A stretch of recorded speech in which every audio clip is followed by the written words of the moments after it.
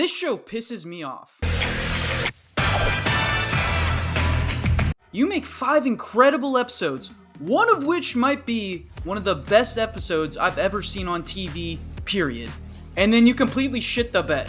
The writing takes a 180, and the show forgets what was working the previous 5 episodes. It's like someone handed episode 6 off to a team that hadn't seen a single frame of the show.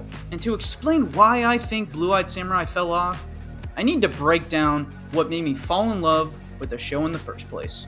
I'm gonna have some light spoilers for the first part of this video, and then big spoilers when I start to talk about episode 6. I'll give you a heads up before I go there. Mizu is such a cool character. I love a character that is just driven in their soul to accomplish a goal. This unbending will to succeed. For her, it's this mission to kill 4 men who could be her father. It's personal, brutal, and unwavering. Now I may lose some people here with this analogy, but she reminds me a lot of Roland from the Dark Tower series. No, not that doo-doo garbage movie. I am talking about the sweet, succulent book series. Both Roland and Mizu are these relentless, hyper-focused weapons of a person, forged by pain, sharpened by obsession. They're cold, driven, and otherworldly in their intensity, and that's why I love her. If there are truly other worlds in these, I think she would be a gunslinger in most of them. In terms of the Dark Tower, she has not forgotten the face of her father. In an era where every badass has to babysit a kid's sidekick, Mizu is refreshingly focused. She's not a reluctant hero or an edgy anti-hero with a soft heart. She's been wronged by the world, and instead of whining about it, she becomes the kind of monster who can take it on. One of the things I really like about the early episodes is how the show explains Mizu's backstory and builds out why she's able to do the things she does. In the first episode, she takes on an entire academy, and it's not just some random nonsense she's just able to do.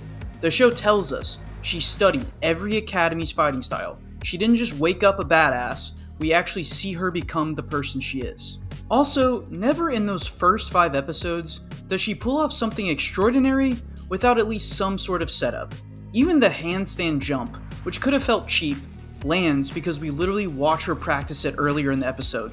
The payoff works because it's earned. On some of the more filmmaking aspects of the show, I think this thing looks amazing. I really like the art design throughout. Even in the main episode I don't like, artistically, I still think it looks fine.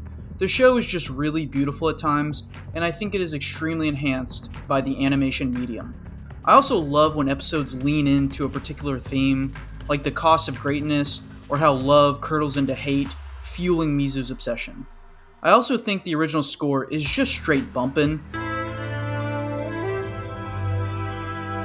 Like one instance in the first episode with the licensed song, and I really don't think modern music fits this show. I understand at times it's trying to be a homage to Tarantino and Kill Bill, but I wish it would just stick to the regular score. For the most part, the music really elevates every scene you are watching and sells the emotional moments. And finally, just to rattle off a few more things I appreciate, the storytelling here is tight, economical, sometimes even wordless, and it works. The show doesn't spoon feed you. Take Ringo handing over his bell. There's no extra line of dialogue, you just get it. And I wish more shows trusted their audience like that. Too many modern series talk to you like you're an idiot. This one doesn't. Now for episode 6. Big show spoilers ahead. Click here if you want to skip to my final thoughts. On paper, this should be the best episode in the show. It's 35 minutes of non-stop action with multiple episodes of build-up to this moment.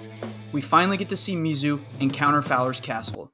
And what the fuck was this? First off, it starts with Metallica, which I already said I don't really feel as if this licensed music really fits the show. Then Mizu begins her D&D dungeon crawl, and I actually really liked the first half of this episode. There's this really cool animated long take, and I like that this scene just keeps rolling to build up the tension and crescendos of her being discovered as the camera follows this blood seeping under the door. Super cool, big fan. Mizu does some more D&D shenanigans, and she ends up failing a dex save at the end of this hallway and gets stabbed through her Achilles. Now, if we start judging this show on realism, it's gonna be a long day. I do think this is the very start of the episode, asking us to suspend our disbelief a little bit. She then goes on to slice through this group of armed guards, which is very on brand for Mizu. I just wish it wasn't undercut with this licensed music. Did the person that made this episode not listen to the score from the last episode? But anyway, we now make it to the monkey room. And these monkeys are not only trained to attack Mizu, but to blow drugged-laced flowers in her face. Sure, my disbelief is getting a little stretched now. And thank God Mizu, in a hallucinated state and a torn Achilles, is still able to fight off a pack of monkeys and throw a grenade and then resume her quest. Sure, show, whatever. Also, Fowler just knew that when she enters this room of people, she will see them as demons, because of course she will. But she won't see Taigen as a demon, but she will start tripping again when it's time to fight this guy. Make it make sense. And I get that this episode is more style over substance, and Mizu is shown to be really strong and able to do all these great feats. But like I said earlier, the show gives you a reason to believe she can do these things. I can suspend my disbelief when I see her training to do something. But when did Mizu practice fighting off 100 monkeys while on drugs, or scaling a wall with a grown man on her back and a torn Achilles, positioning her sword perfectly to slice a bullet, and then throw herself out a window from the top of a castle, and survive hitting the ice over a fucking football field beneath her? And even though he hasn't been in the episode up until this point, Ringo is just there to save her. There is like no consequences for any of that shit that happens. She's just basically healed by the end of the next episode. And this level of just being like, fuck it, she's a super strong badass, really lessens her character and I think ruins the suspense of the episodes. If you can't think of a way for Mizu using her skills to get out of a situation, then as a writer, don't put her in that situation, especially if you're just gonna have the plot come and save her.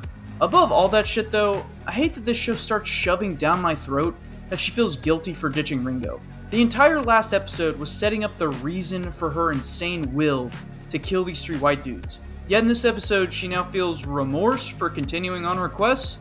It was probably the absolute best decision to send Akeme back to what Mizu thought was the safety of her family. If Ringo wants to quit, I'm fine with that. But really, I don't see Mizu giving that many fucks that he's gone.